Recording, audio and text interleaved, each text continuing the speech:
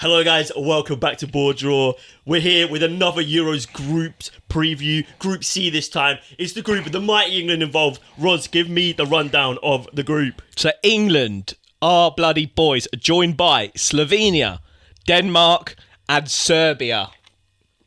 That's on paper. It's a winnable group. On paper, England should clear that group nice and easy. However, should we start with England? We'll start with England. Form-wise... Actually, no, let's finish with England. Okay, because form-wise, we're going to talk about England. It's bad. Let's start with Denmark. Okay. So Denmark are a weird one because last tournament, everyone had them as their kind of dark horses. Yeah. A lot of people, I think they went into the World Cup, like not lost in qualifiers, went out in the group. Yep. So I think everybody's kind of a bit iffy around Denmark. Yeah, they've got good players. They're a solid team. They always tend to do well in international tournaments. Apart from the World Cup. Apart from the recent one. But yeah, I don't know. They're a team that I can just see England getting stuck against. The whole premise of this group preview is going to be us judging how England are going to do against the teams. Well, not struggled, but when England played Denmark in the Euros before last, it was a tight game. And I think, like you said... That was that Damsgaard free kick? Yeah. Banger free kick. And everyone's thinking, oh, here we go again. And then a couple who were... 2-1 that finish. So, yeah, they're a good side. And like you said, they've got a lot of Prem quality, a lot of quality in that team. I'll run you down some of their key players. So, Kasper Schmeichel, we all know. Yep. Over in Anderlecht. Yep. Defensive partnership of Anderson and Vestergaard. So, that's Prem quality. Yeah. Anderson is one of the best ball-playing centre-backs in the Prem. Yeah, I think he's such a baller. Christensen, who is a Leicester player on loan in Serie A. Mm-hmm. He's a good player. And then Joachim Mæhle on the other side. Midfield, Norgard is Brentford quality. So Højbjerg, Tottenham, Eriksen, Man United. So that's Prem midfield. Yeah, it's good to see Eriksen, actually. It is good to see Eriksen. Yeah, and I saw he just scored a free kick at the stadium where he had the cardiac arrest. Oh, did he? In the most recent friendlies, yeah. Which is nice to see. I'll give you a stat on Eriksen. He's created 23 chances in the qualifying campaign, and only Modric, Shaqiri, Tadic, and Bruno Fernandes have created more chances. Levels. So he's not had the best Premier League season. No, he's had a stinky season. He's probably a little bit past it. But some people will just turn up for their national teams. But I reckon when you got Norgard, who is just legs around him, and Højbjerg, who I think is probably a little bit past it. He's like a midfield general, isn't he? But puts it around. Yeah. I think Eriksen could dictate the game quite well. That's an experienced backline, experienced goalkeeper, and experienced midfield. And then an unexperienced Rasmus Højlund up top. But I like Rasmus Højlund. Yeah, he's dangerous. He's going to be a real threat. He can score goals. 7 goals in qualifying. Yeah, and we know what he can do. We've seen it even for Man United, how potent he is around the area. He makes brilliant runs. He's physical as well, so he's going to be a nightmare for any centre-back. 100%. And like Slovenia, Serbia, and even England at this point in time don't have great defences. No. So Højlund could put himself about and get some goals. 100%. So yeah, I don't know. Who's he got supporting him on the wings? Damsgaard and Dreyer. Okay. So I don't know. I think Denmark, when I first thought about them, I was like, nah, they stunk it up last tournament. They're going to stink it up again.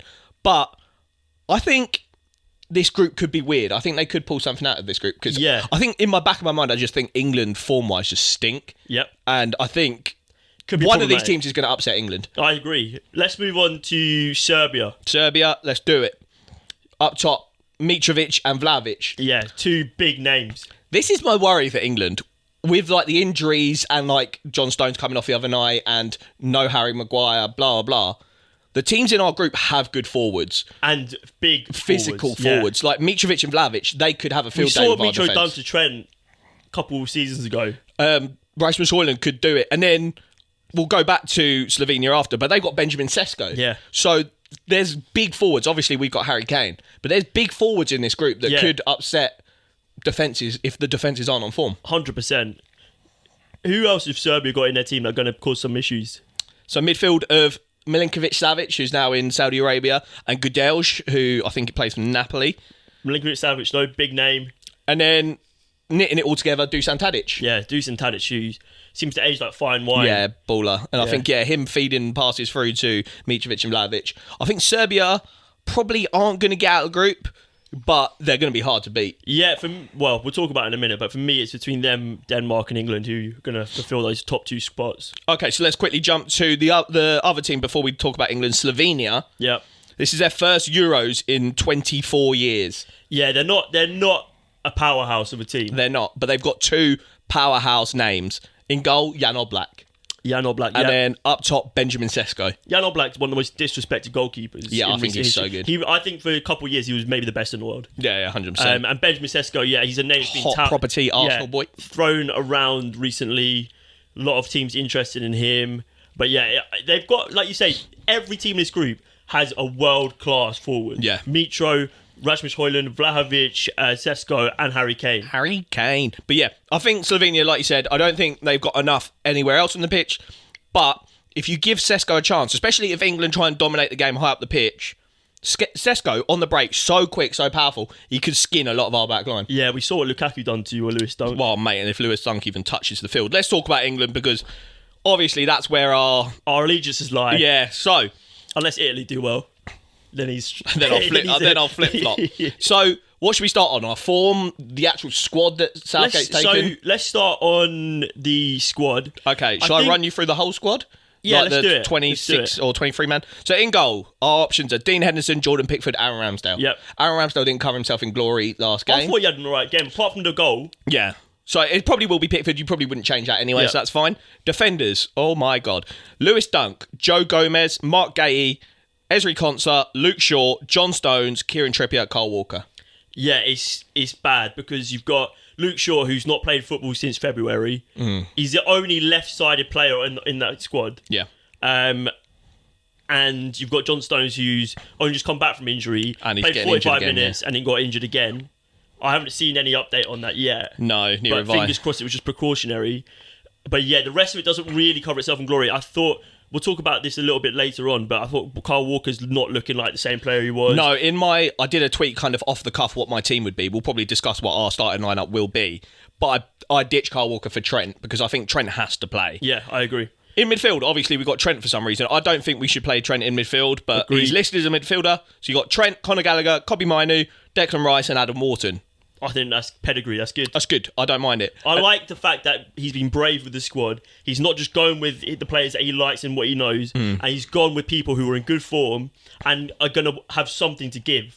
Well, players like Wharton, like Kobbie Mainoo, even Conor Gallagher. That kind of bleeds into the forwards where he's made some big omissions, which we'll talk about in a minute. But going forward line is Jude Bellingham, Jarrod Bowen, Eberechi Eze, Phil Foden, Anthony Gordon, Harry Kane, Cole Palmer, Saka, Ivan Toney and Ollie Watkins. Yeah, so good. Leaving out the likes of Marcus Rashford, Jack Grealish, James Maddison. Yeah, no, it's really good. I like it. He's taken 3 strikers, which perhaps I probably disagree with. I'd also disagree with. I think I would have dropped But Ivan not Toney. for another forward. I would have taken another defender. So would I. I would have dropped probably Ivan Toney, I think, out of the 3 of them. I think I like Ivan Toney. We all know what he's about. The only thing he had is, a really good game, didn't he? His profile is too similar to Harry Kane's. But I think that's why he's coming. Potentially. But I think his profile's too similar to Harry Kane's. And the only reason I would take him over Ollie Watkins is his penalty record. I think, I think those are the 2 main reasons he's coming, because he's so similar to Harry Kane that if Harry Kane was to get injured, you could play the same system with Ivan Toney. He had quite a good game for England when he played a couple of months ago in March.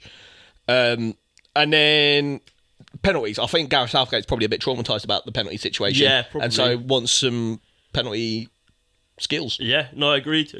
Right, so let's talk about the form. We played 2 friendlies. Bosnia and Iceland. Bosnia, we won 3-0, but weren't persuasive at all. No, and so prefacing this, Gareth Southgate has said already that he's chosen these 2 teams specifically so that England can learn how to, or prepare better to break down teams that are going to play a similar low block, narrow defensive structure. And that was exactly how it played out. But we did nothing at all to show me that we know how to break down a low block. We played so narrow. Kieran Trippier played both games starting at left back, and that for me was the single biggest issue we had. Trippier didn't even put in bad performances. Thought he was fine, but not having a left-footed player in that left-back position was horrendous. Because every time we got the ball up the pitch on the left-hand side, whether it was with Eze in the first game or with Gordon in the second game, Trippier rarely looked for the overlap. He was sitting deep, which doesn't help you break down a low block. You've got Harry Kane up top, mate. He's cracking with his head. Absolutely fantastic. You've got Declan Rice coming in late in the box. Big player. Good with his head. But just not having that overlap option. Someone like Luke Shaw, who I don't think is going to be fit, And my call is that he's not going to be fit by the first game, and they're going to make an emergency replacement and bring in Tyreek Mitchell. It has to be done. I think Tyreek Mitchell had a good season anyway, and his first appearance for England in an international break a couple of times ago, he was good. And yeah, you just need a natural Mate, you've fullback. got 4 of his teammates in there as well. Crystal Palace are going to take England to the Euros glory. Yeah, and then the Iceland game, 1 shot on target, again struggling to break down a low block. Yeah, I mean, for me, Kyle Walker had an absolute horrific game. I thought he offered nothing. Has he played himself out of the team? I think, especially against teams like Denmark, against Serbia, Slovenia, teams that we expect to dominate the ball and who don't really have phenomenal left wingers who are going to cause Trent too much trouble, we have to play Trent. He came on in the second half against Iceland and was potentially the best player on the pitch. His range of passing, he's got all the keys to help us unlock these teams. Yeah. His delivery as well from set pieces, which might be what gets us over the line against these teams who are going to set up deep against us.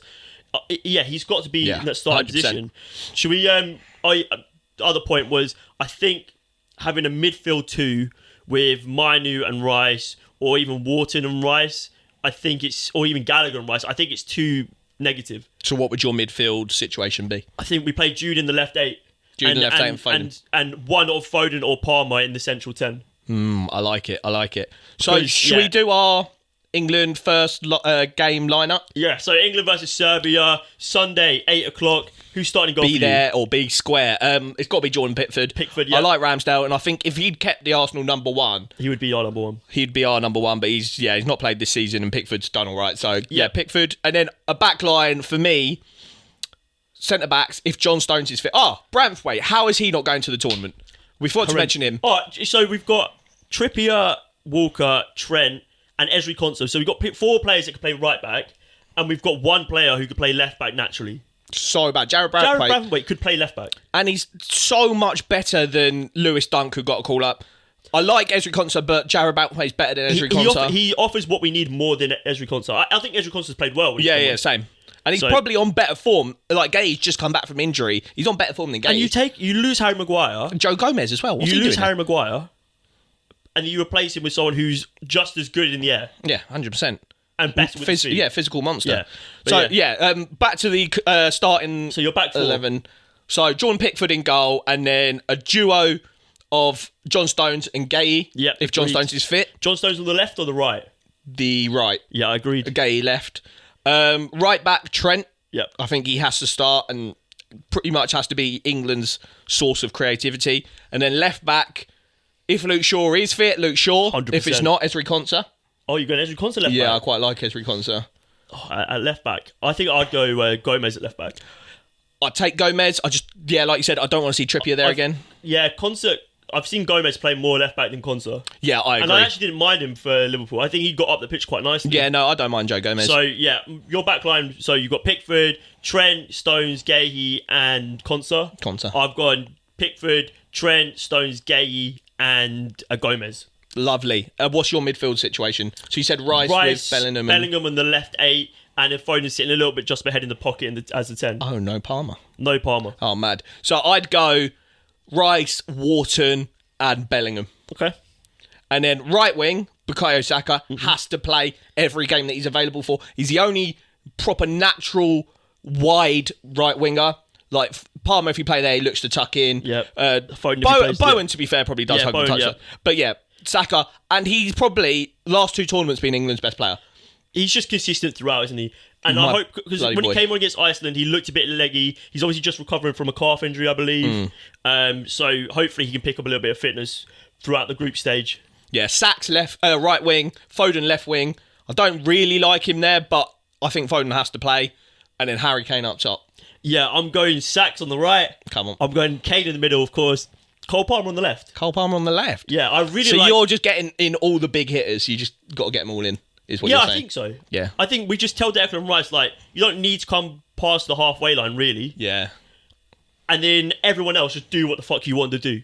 Just do whatever you want to do. And then if it's not working, I want Palmer to stay wide out on the left and then Gomez invert into that sort of Have we seen enough of Palmer out there? Huh? Have we seen enough Palmer out there? I think he's too good not to play. What about Eze? Well, I love Eberechi Eze. You do? Yeah, he's my favourite player ever. Ever. It's such a good boy. Yeah, come on. It's like Sacks. But for me, we got good boys in the squad. Come on.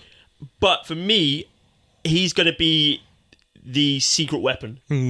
When it's not working out on the left, we bring him in. But he can only really play out there, I think, if we have a left-sided left-back. Because every time he gets the ball, he wants to drive wide, inside. He wants to come inside. And I think he's the only player in that England squad who beats people consistently. We saw him picking up the ball and going past 2 people, taking people out of the game. Yeah, it's crazy. He's so unbelievably good. I think that's the reason why Southgate's taken him. And I think he'll be our secret weapon when it's not working. 50th minute, 65th minute. He's got to come on. But this is the tournament that Gareth Southgate needs to be braver with his substitutions, leaving it too late, too 100%. Often. Yeah, no, I totally agree. And we can't afford that. No. We can't afford that. He can't afford that because I think this is his last tournament. Mate, if he doesn't bring it home, he's done out. Yeah. Right, I hope you enjoyed the preview. Wait, who's finishing where? Oh, bloody England top. Yeah, England top, Denmark second. I'm going England top, Serbia second, Denmark to get through as the best third place. Very nice. I think Slovenia won't pick up many points, maybe a draw. Yeah, maybe And then I think Denmark, Serbia will trade points probably. Yeah, I like that. Yep. As I was saying, hope you enjoyed the group preview for Group C. We're doing a group preview a day, so I hope you enjoyed A and B, which came out a couple of days before and yesterday. Yeah, we've got all the content literally every day up until the start of the Euros. Then as the Euros begins, we're going to be pumping out even more content. More content available over on our TikTok as well, so go over there. We're literally going to be putting up reactions, we're putting up previews, we're putting up our thoughts, everything up there, so make sure you do check it out. And yeah, make sure you subscribe because you don't want to miss a single piece of content because the Euros is here, baby, and we're covering it. Can England bring it home? Let us know in the comments down below. Spill or draw, and it's live.